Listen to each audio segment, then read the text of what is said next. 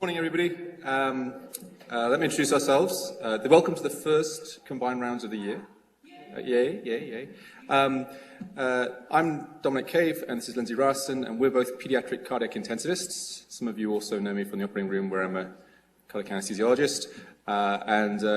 We were asked today to do something about the use of direct thrombin inhibitors, mainly because we have some experience of it in our pediatric ECMO population, and we thought we'd share that and some of the challenges that come along with it with everybody else. The objectives are the ones we had to put out for the Royal College to get your accreditation. So we're going to discuss the challenges of using heparin and its monitoring, review the pharmacology of direct thrombin inhibitors, and discuss the indications of use of Bivalirudin. So we're kind of going to tag team the first one. I think I get the second one, and Lindsay gets the third one because she's the context expert. As well as objectives, we also have aims. These are much less formal.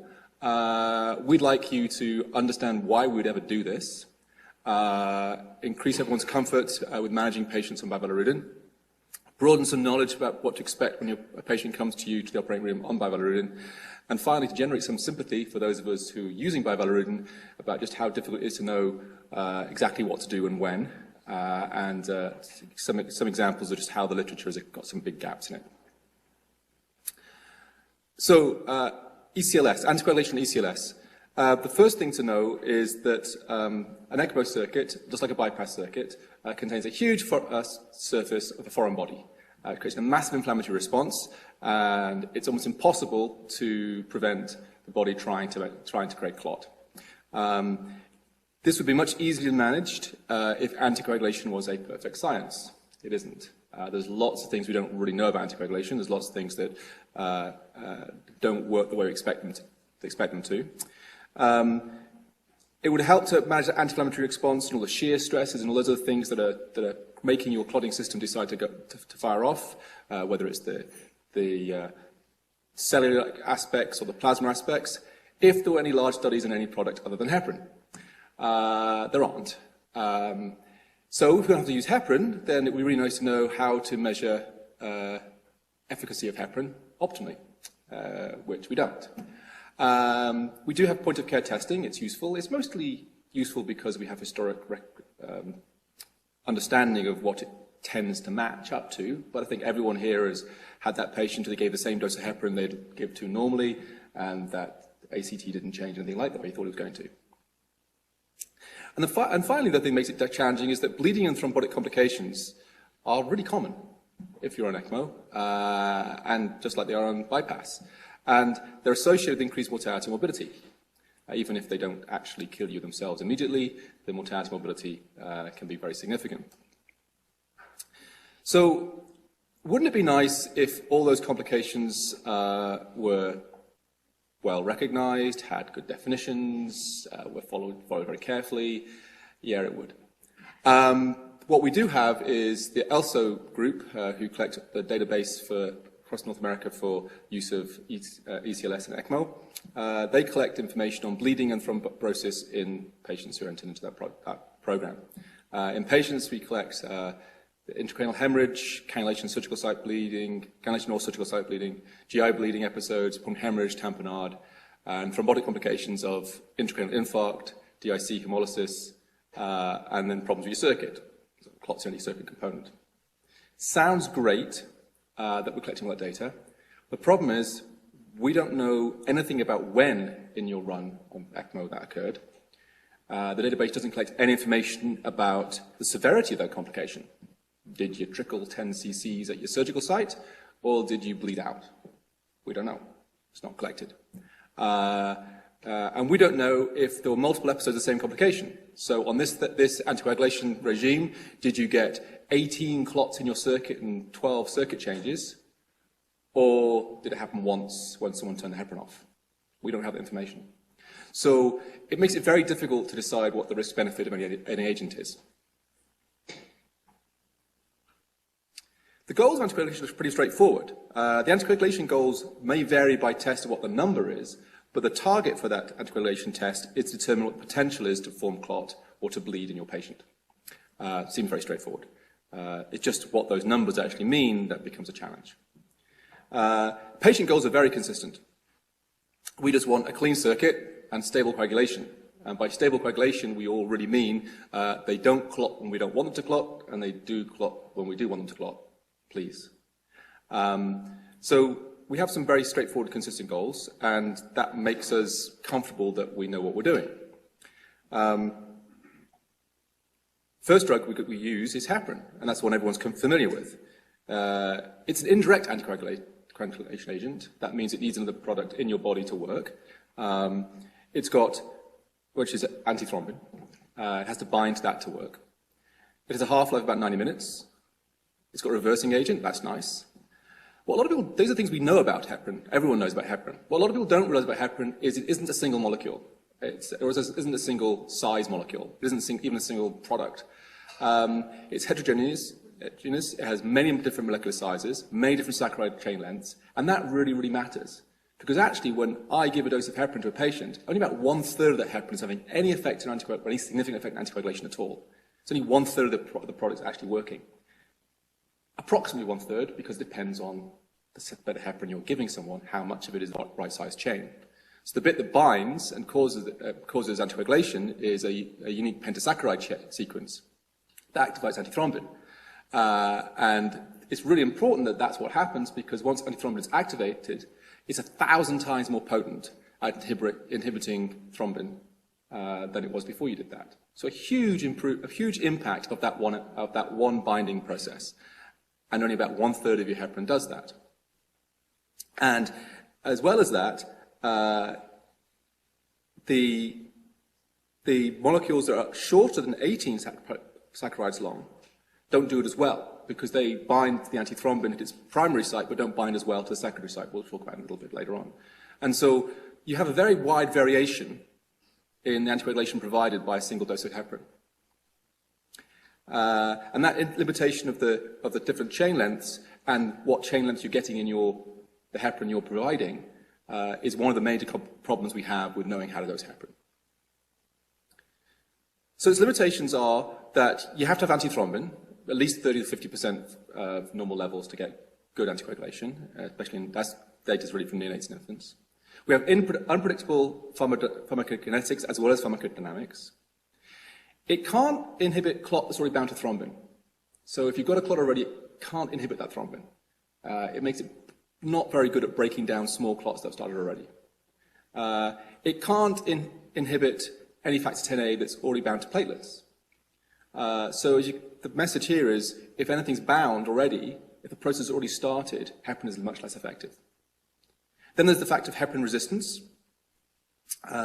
which is defined as a dose of more than 70 units per kilo per hour that doesn't get you anticoagulation.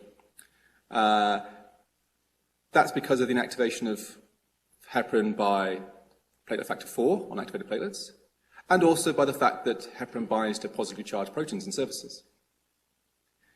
There's thrombocytopenia caused by heparin, both non-immune thrombocytopenia and HIT, and we'll talk about HIT more significantly later on.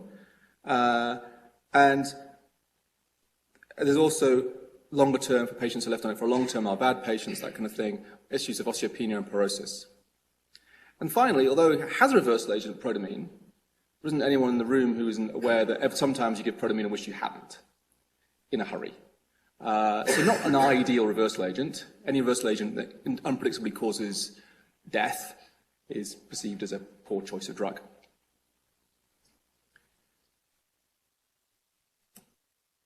Over to Dr. Ryerson. Good morning, everybody. So when we look at monitoring unfractionated heparin, there's a whole bunch of different tests that you can use. You can use an ACT, which is probably what you're most commonly going to use in the operating room, and we also use in our ECMO and less commonly in our VAD populations. And then remember, that's really, unless you're looking at a TAG, the only whole blood test you're going to use. Either an APTT or an anti-10A, remember, is just a plasma-based test. It only gives you one aspect of the anticoagulation.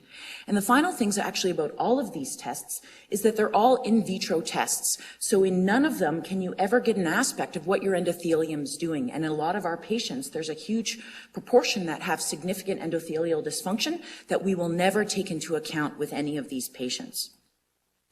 So ACT, I'm sure most people in this room know more about it than I do. It's been around for a long time. And aside from TAG, it's really the only test that's going to look at whole blood. So you have an idea of what the platelets are doing, because from our point of view, platelets are really the big black box in what's going on in anticoagulation with extracorporeal support. It's easy to use in the operating room. It's easy to use in the ICU. But I think we have to recognize that there are different goals in the two settings. An ACT in the operating room probably functions much more like a binary test. It's either high enough to go on bypass or it's not. Whereas in the ICU, we're using that as a gauge of how much heparin we're giving for our cases on ECLS.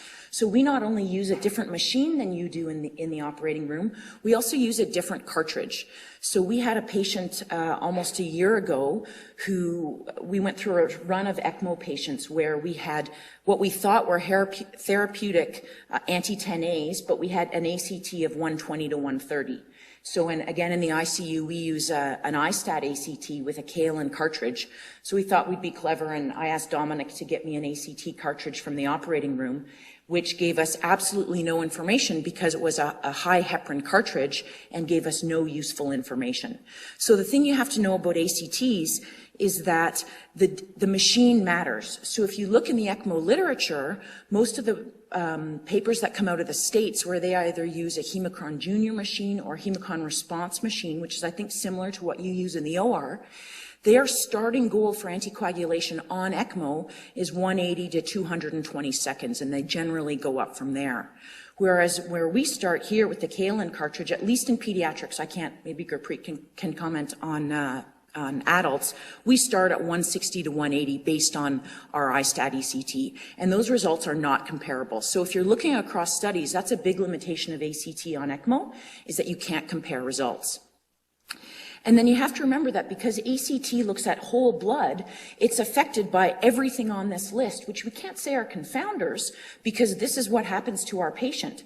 But the most important thing about ACT, and at least in ECLS, is that it doesn't solely tell you about heparin effect. It's going to be affected by your temperature, your platelets, and all your other coagulation factors. Now, if we look at APTT, remember this is a plasma-based test. So we've already taken platelets out of it.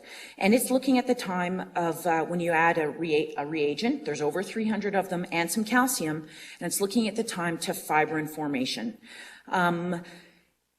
You have to remember, again, when you're looking at APTT for pediatrics and on ECMO, is that we generally aim for a level 1.5 to 2.5 times baseline.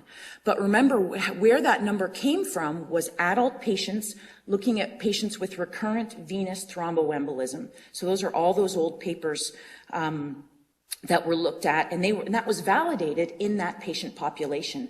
But we've extrapolated that goal not only to pediatrics, which probably doesn't make a lot of sense, but as well to our ECMO patients. And you should have a linear relationship with your heparin dose to your APTT as long as your patient's baseline APTT is comparable to a normal control, which in ECMO is for the most part not true. So we don't see this linear relationship. And then there's a high degree of intra and inter-patient variability depending on your patient size. Are they obese? What's going on with age, pediatrics versus adult, and then all these other non-specific acute phase reactants. The final trouble we have in pediatrics with an APTT is that within the last year they changed the cartridge. So we no longer have a glass cartridge. We use a plastic cartridge that sets off the reaction. So we can no longer use APTT to monitor heparin in pediatrics unless we want to use an adult glass tube, and the volume of blood is just prohibitive for us. So because of some of the problems people were having with APTT, intra-patient variability, everybody said, hey, why don't we try an anti-10A? And that is, again, another plasma-based test, so you've lost the effective platelets, but it's looking at the ability of your patient's plasma to inhibit exogenously added factor 10A by hydrolyzing its synthetic substrate. But again, the therapeutic range of 0.3 to 0.7, which most of us start by, was validated based on its correlation to 1.5 to 2.5 times your baseline APTT based on that adult recurrent venous thromboembolism study. So again, may not be appropriate in pediatrics and probably is not appropriate in ECMO, which may explain how the trouble we were having with these low ACTs, but an anti-10A of 0.5. We just needed to give them more heparin and push both numbers up. The other factor that really can affect you on ECMO is that because it's a chromogenic assay, if you have a high plasma-free hemoglobin, which could be affected in pediatrics or in adults, or you have a high bilirubin, then that can give you a falsely decreased number. And you have to take that into account if you're using that test. So TEG is something that a lot of ECLS centers are switching to. In pediatrics, we're about to start a trial with ROTEM, but other than that, we have some trouble getting TEG. It is a global measure, right? So it does give you an effect of platelets, and even more appropriately, it probably gives you an indication of your clot strength, which none of the other tests will do. You could get to see coagulation and fibrinolysis, and it may be the best way to estimate in vivo hemostasis. The data is still not there, and at least in pediatrics, there are no great studies in ECLS looking at the effect of TEG. People have incorporated TEG into a global anticoagulation profile, but no one's actually done a study to give just the benefits of TEG alone. So what about platelets? And for me, this is really the black box that we have no idea what they're doing, but also because we have no great idea on how to measure them. So you do get some idea from TEG or ROTEM in the viscoelastic testing about what your arachidonic acid and your ADP pathways are doing. And then there's some other tests that are, at least for us, hard to get, where you can look at platelet adhesion and aggregation. But I think this is really the black box in ECMO about what those platelets are doing, because the number doesn't really matter once they've been through the circuit. And I think Dominic's going to talk about HIT now. So HIT, we tossed for this one and I lost. So talking about HIT. So heparin-induced thrombocytopenia. This is the big scary thing that actually is important to talk about because it's why direct thrombin inhibitors actually exist. It's why they got licensed. It's why the FDA allowed us to use them. It's this patient population that had the significant complication of use of heparin. It's an antibody-mediated event that results in paradoxical arterial and venous thrombosis, and it's happening because thrombin generation activates platelets. And when they activate, they release platelet factor 4, which binds to heparin, and unfortunately creates an immunogenic complex. And your body then starts trying to develop antibodies to that. Okay? And those antibodies, if they're active enough, result in both production of thrombin, creates clot, bad for heparin, and thrombocytopenia, creates bleeding.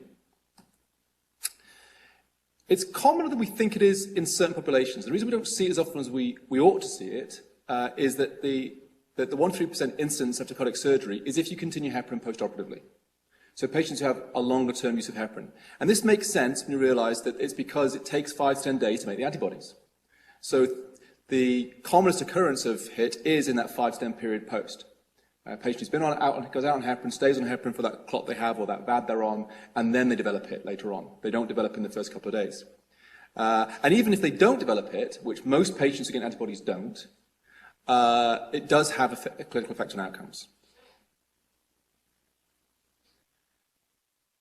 As I said, typically presents in an unexpected platelet count drop 5 to 10 days post-surgery, if you're currently heparinized. There is a variant form where patients develop in the same day or within 24 hours. Those patients are patients who received heparin within the previous 100 days. And this makes complete sense immunologically because they already had the antibodies floating through the system, they just activate them. Okay? So your patient who came to the operating room and then goes back to the operating room is at higher risk of getting hit, much higher risk. The platelets typically drop 30 to 50% for diagnosis. It's important when you're making that diagnosis to compare to the highest post-op platelet level. So normally what happens when you go on bypass and any circuit process is that platelet counts drop. There's lots of reasons why we get thrombocytopenia, whether it's just using up platelets in the circuit, whether it's damage to platelets, lots of thrombocytopenia compared to preoperative values.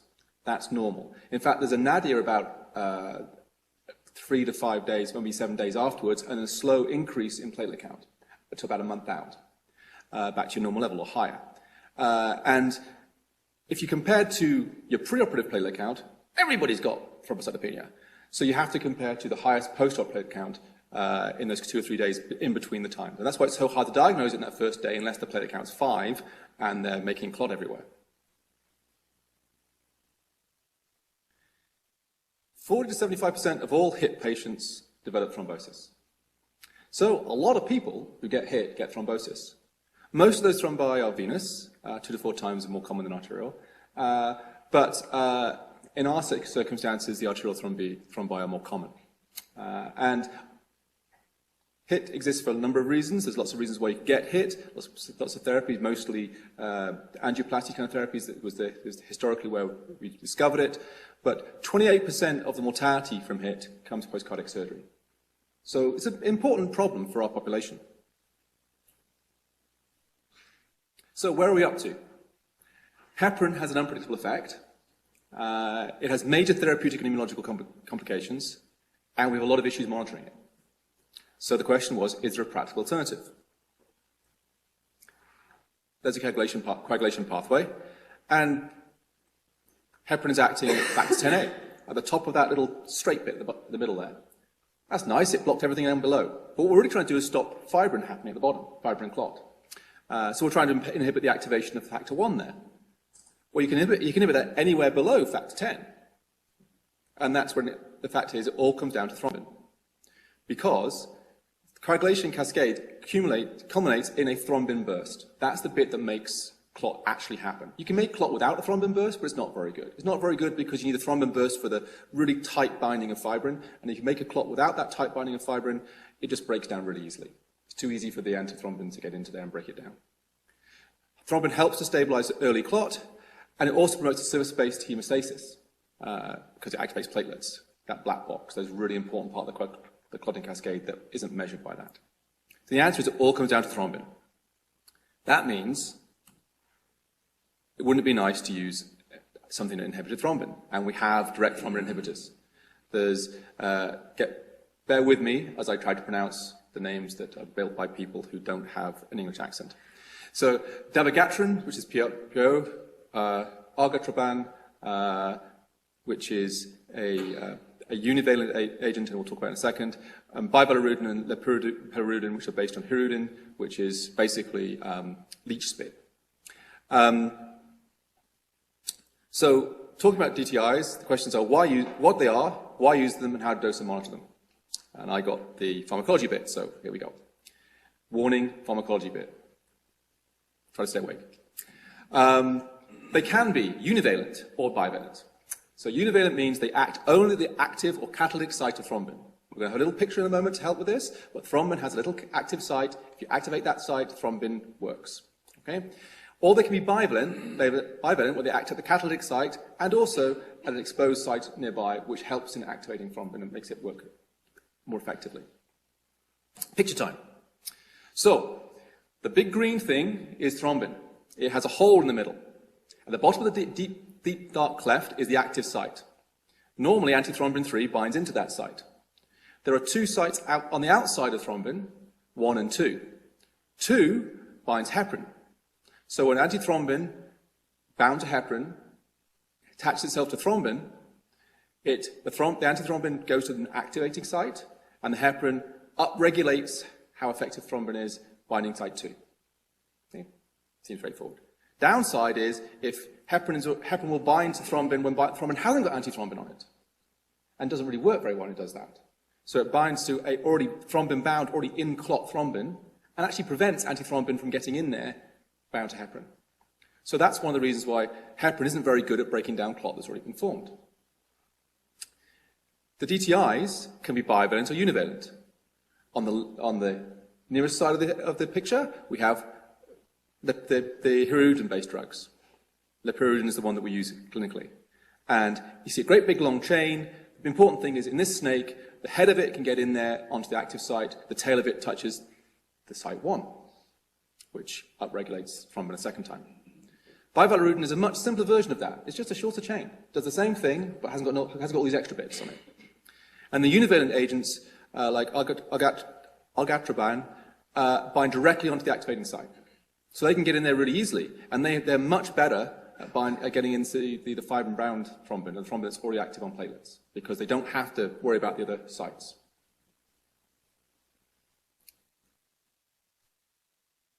Direct thrombin inhibitors are superior to heparin in their ability to inhibit clot-bound thrombin, and we can see why from that picture.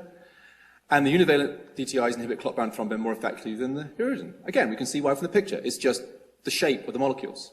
Straightforward. So the options that we could use, the same drugs we talked about already. The important thing is the bottom line. There's minimal data. We don't know, both on ECLS or on pediatric patients, what to do. These drugs were approved for use originally, for use in patients who had HIT, and they weren't really designed for patients who'd been on any kind of extracorporeal circuit, whether it be a bypass circuit or an ECLS circuit. Let's run through them. So, Bivalirudin. This is a recombinant form of Heparin, so it's artificial leach spit, and it irreversibly binds to thrombin. Once it binds the active site, it's stuck. That's slightly problematic in the cardiac surgical population, because once it's in there, it's staying there. Your patient's going to keep bleeding. Majority of it distributes into extravascular space, not ideal in a patient having a big surge response because their blood's going around a plastic circuit. So it makes its pharmacodynamics, pharmacokinetics more difficult to assess. Its half-life is 80 plus minutes, a long time for a short bypass run. It's a long time to change things as well. And so the PTT measurement to actually make any difference to this, you really wait 4 hours post every dose adjustment to see where you are. Not very practical in our operating room environment, and not that practical in your bleeding patient on ECMO. It's also renally excreted. I don't know about everybody else's post-cardiac surgery population, those patients going out on a VAD or on an ECMO circuit. Many of them don't have entirely normal renal function. I don't know why that is, but there's just this ongoing thing where many of them have slightly abnormal renal function. Not very abnormal, obviously, but slightly abnormal. And that makes it difficult to know what dose to give as well. And as I said, it's approved for the management of HIT complicated by thrombosis. So if you came in and had your coronary stented and you got a heparin complication, this is your drug. But in the population that we're talking about, it probably isn't. It has adverse effects, everything does. So bleeding, 20% of patients getting it got major bleeding during their therapy. Having said that, it still reduced the mortality rate by 10%. So take your choice. AKI prolonged its half-life a lot, and then just like heparin, it causes an immunological response, and actually it causes anaphylaxis. And although the numbers for anaphylaxis were low, 9 patients in one series of 35,000, 4 of them were fatal. And actually, when you looked at those series of patients, the rate was actually only 1 in 625 in patients who were re-exposed. So most of their patients had some for their HIT, came back with ongoing thrombosis, got a second dose or a third dose. And then a previously uneventful dosing, they had an anaphylactic response. And it happened while they were still infusing the drug. So it didn't take a long time to kill you. The next drug is Octraban. So this is univalent, as we saw in the pictures, and it's derived from L-arginine. It binds irreversibly also. Darn it. It is approved for both treatment and prophylaxis because it seems safer. Its T half-life is much shorter, only 45 minutes. That's nice.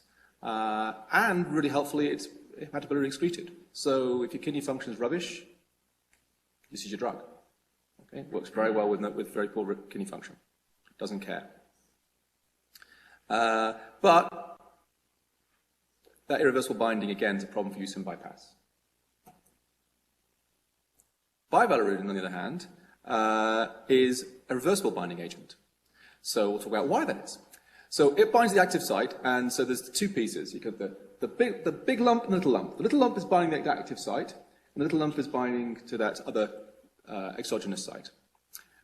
It's transient, because as bivalirudin is broken down and splits off into 2 pieces, it stops binding to the active site.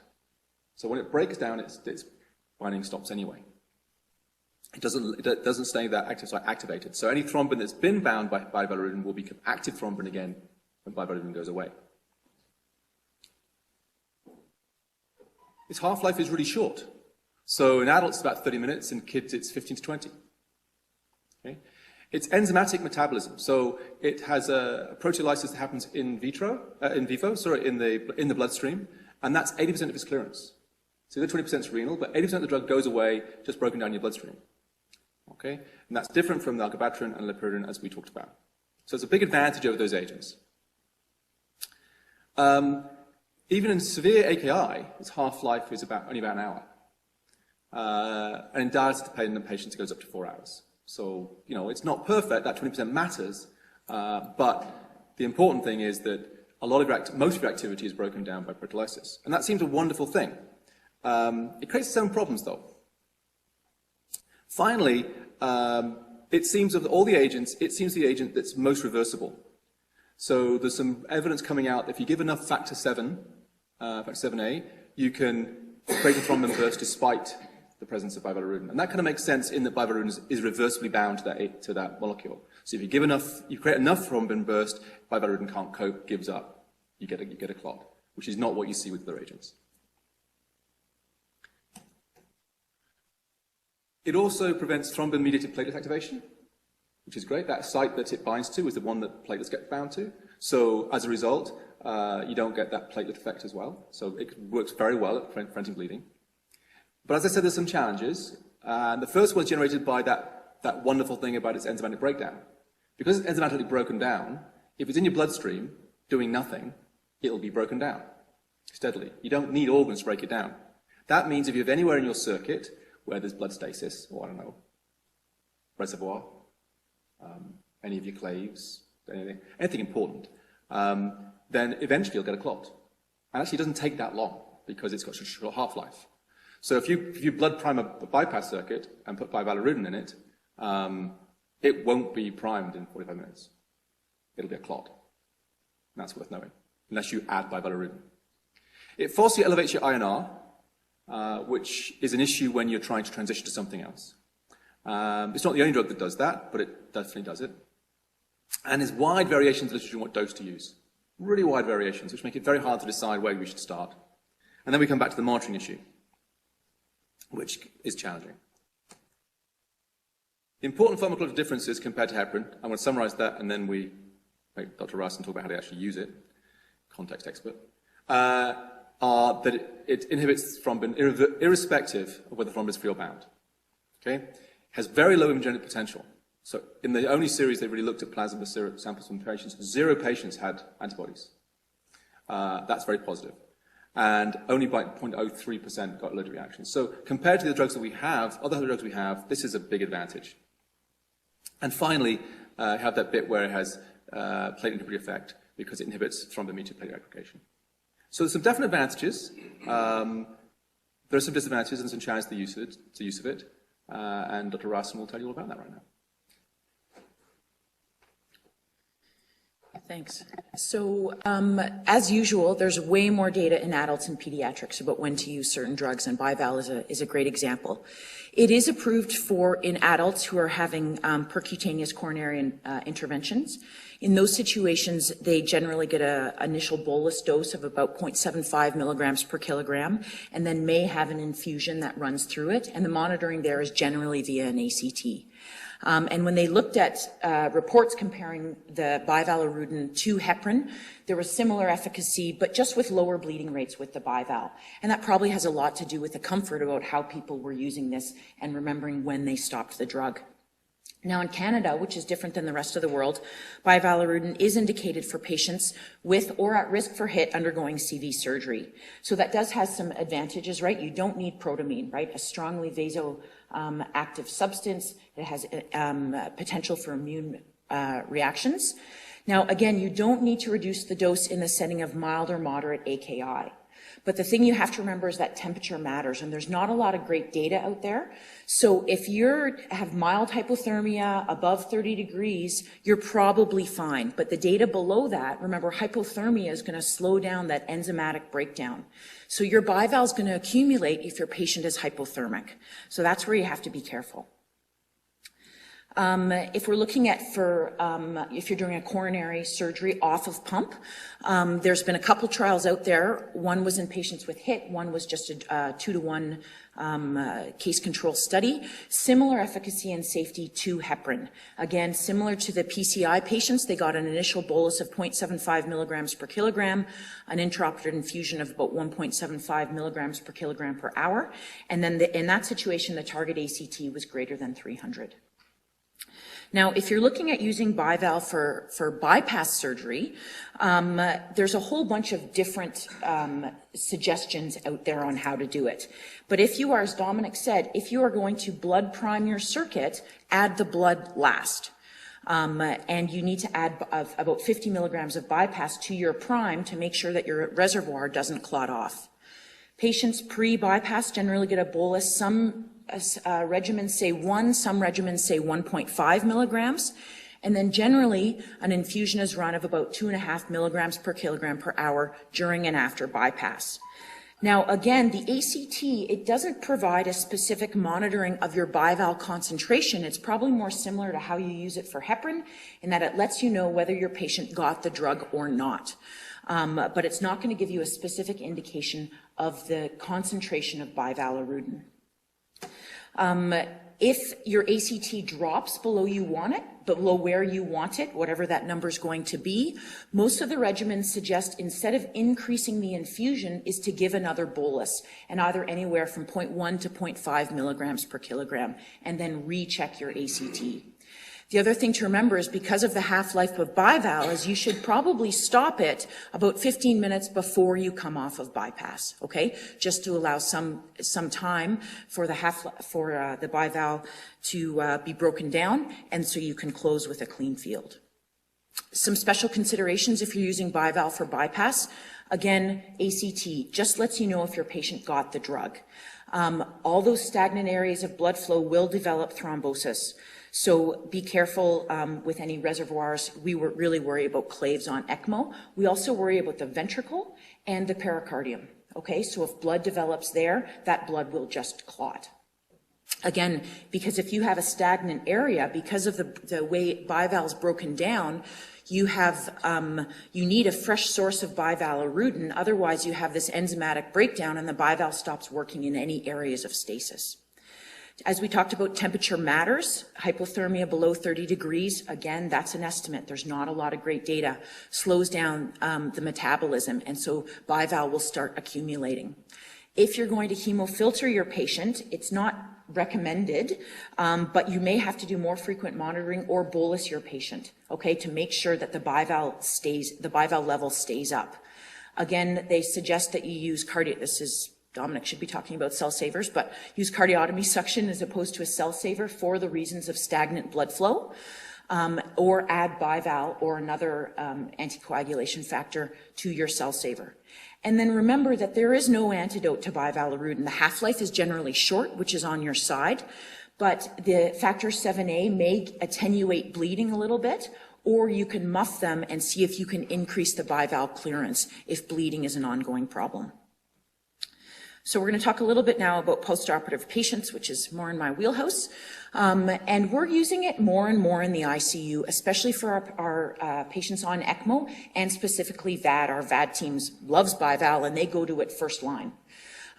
We monitor it via the APTT. Again, the ACT in a prospective trial, observational trial that we're doing right now in our ECMO patients, we see no relationship with an ACT and an APTT and a bivalve concentration. So we do use an APTT.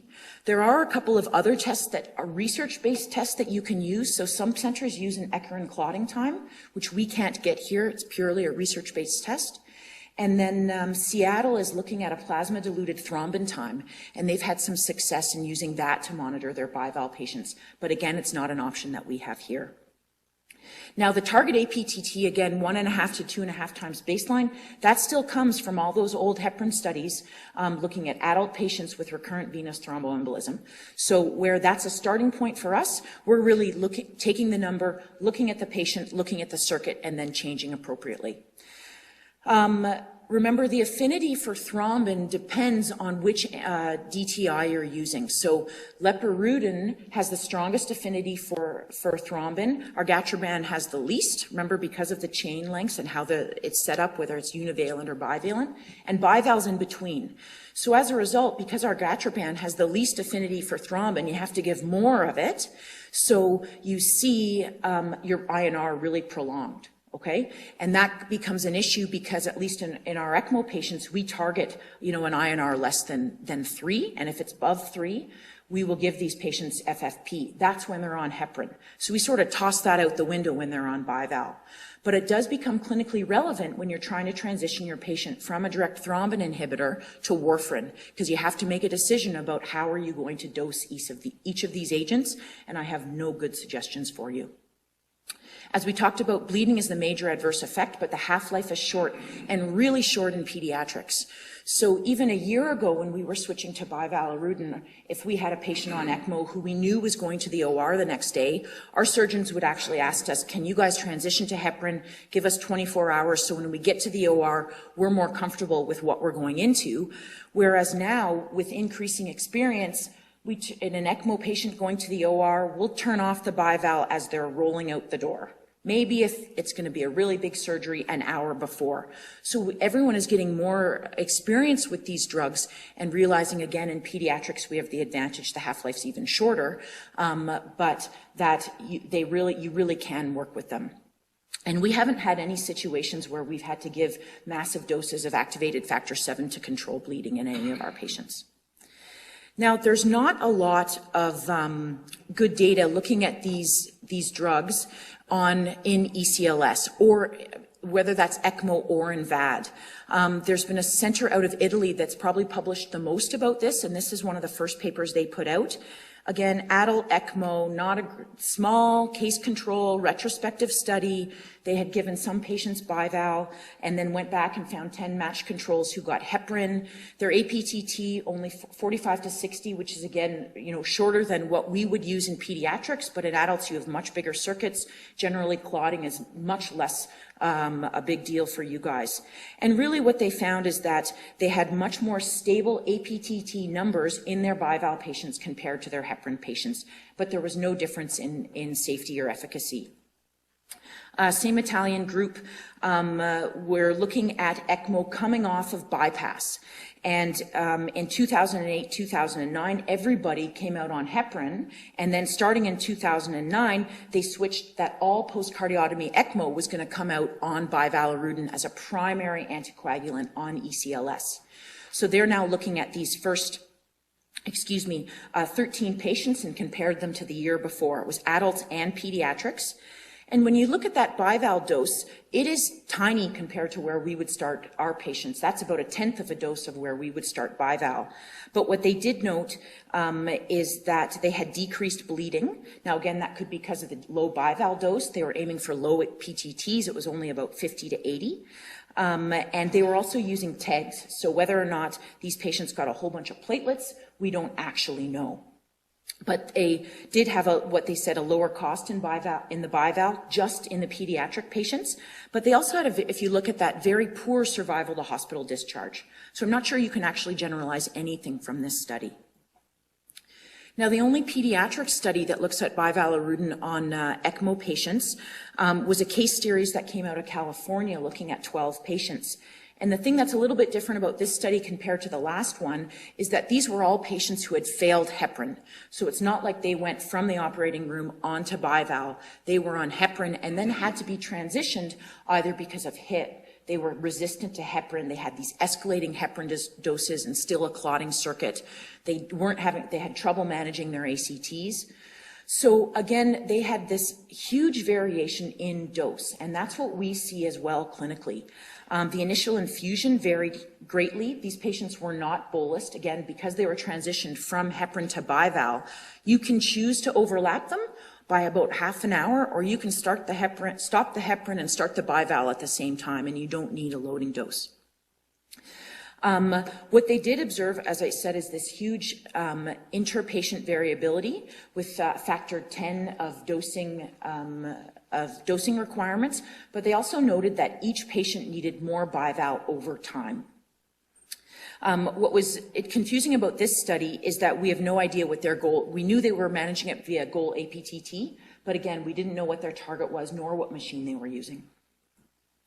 So recently, a systematic review came out from that same Italian group that wanted to look at all bival use in ECMO, whether it's adult and pediatrics. And there was really only 8 publications, and 5 of them were case reports, and the other 3 were the other 3 I just told you about. So we're talking about, when we say minimal data in ECMO, we're talking about 58 patients. That's all the published data out there. And again, what this systematic review came out at is there was a huge difference in whether or not your patient got a loading dose or not. And that was probably because of why you were transitioning to bival. Maybe if you had a big clot in your circuit and you were coming out and you had unstable ACTs, you could give them a loading dose while you're trying to get your bival up. And you're stopping your heparin, but also a huge difference is in how much bival these patients were getting. If we turn and look at the VAD data, again, I found 2 articles of bival use in VAD. One's in adults, one's in pediatrics. The pediatric one was actually published by Jennifer Rutledge, who used to be here. But this was, again, from that same Italian group, an observational study, looking at 12 adults on either a heart mate, a heart wear, or one was a total artificial heart. And this was a primary mode of anticoagulation. So after the VAD was implanted, everybody got a continuous infusion of bival with, again, a low starting dose, about 0.025 milligrams per kilogram per hour. And then the dose was titrated up, and you can see the mean dose there. Again, the APTT, 45 to 60. But no terrible bleeding complications, nobody needing activated 7, and no thromboembolic complications. But again, these are short VAD runs. Okay, the median duration was 5 days, with the longest being 12. So there's, again, not a lot of data. This is the pediatric study I was telling you about, but we're talking about 6 patients. So, and they were all on the Berlin Heart. One patient actually there's only 1 patient from this center, and 5 others were from New York. And they actually used an interesting study because, again, we talked about how platelets are this black box. So because only a couple of these patients were on LVAD, still had a struggling right heart, this study used a combination of bival and Flolan, right? So Flolan for the benefits in pulmonary hypertension and the inhibition of platelets, and then Bivalirudin, but had a much higher mean dose, right? Up to median dose, 0.69 with a much wider range and a similar APTT target. In this, again, small series of pediatric patients, there were no bleeding complications, and 1 patient had a left MCA infarct, but did have a complete recovery. But the other thing to keep in mind about these patients is they all had additional antiplatelet agents in addition to the Flolan. So whether it was dipyridamole, aspirin, or clopidogrel. So we don't have a lot of data going forward when we use bival in our ECMO, VAD, and pediatric patients. So this is at least how we manage bival on ECMO at Stollery, and we're collecting data right now for this patient group to see if we can get some idea about really, is our ACT going to help us? What does the APTT do? And what are the doses we actually need? So, and again, we're not at a point where we're starting bival as the primary anticoagulant agent. We are transitioning our patients who have failed heparin for whatever reason it is. So what we do is that we will stop the heparin and start the bival at the exact same time. We don't give a loading dose. If we're really worried, we may overlap the infusions by half an hour. But we start at 0.3 milligrams per kilogram per hour, and then we check both an APTT and an anti-10A in 2 hours, because remember, in 2 hours, you're still going to have some heparin effect. So the APTT will let you know what your bival and your heparin is doing. Again, we have to use the adult tube, but the anti-10A lets you know how much heparin is on board. And then you check another APTT in 2 hours, and that should be just the effect of your bival.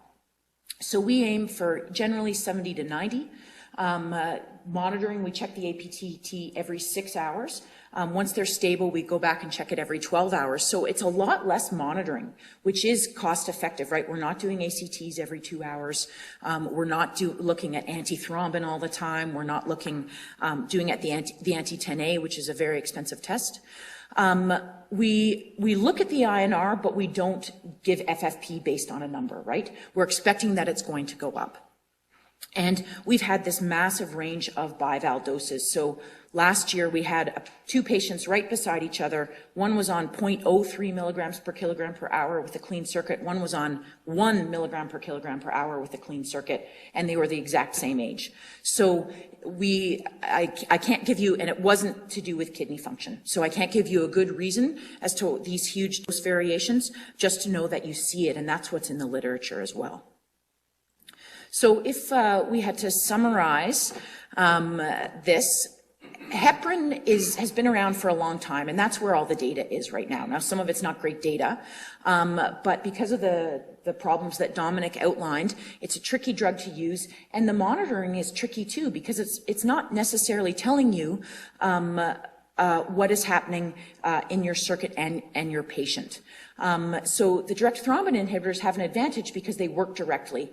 And in pediatrics, we have a huge problem with these low antithrombin levels that we don't necessarily know what to do with, because if you give them antithrombin, all that happens is your antithrombin level is better. It's not like your heparin dose goes way down.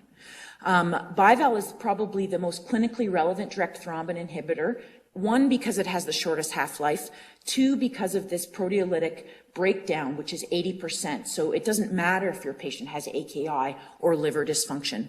And the third advantage is because it's got this transient binding, right? So that makes it useful in bypass. Monitoring is different whether you're in the OR or you're in the ICU. It can be safely used on bypass as long as you take into consideration the issues with stagnant blood flow, whether you're going to filter your patient, and temperature. And it may be prohibitive depending on what surgery you're doing. And then in terms of in the ICU, blood stasis again becomes an issue. So we haven't had problems with ventricular clot because by the time we're transitioning to bival and we've failed heparin, the ventricles have started to recover. But if you're going to at first line in a heart that's not ejecting, then you have to worry about ventricular clot in your ECLS patient. Otherwise, the biggest problem we have is we're changing claves all the time. But if you're on a VAD patient transitioning to warfarin, that could cause you some difficulties as well. So that's all I have. We'd be happy to answer questions. I don't know if there's any other sites that have questions for us before we turn it over here.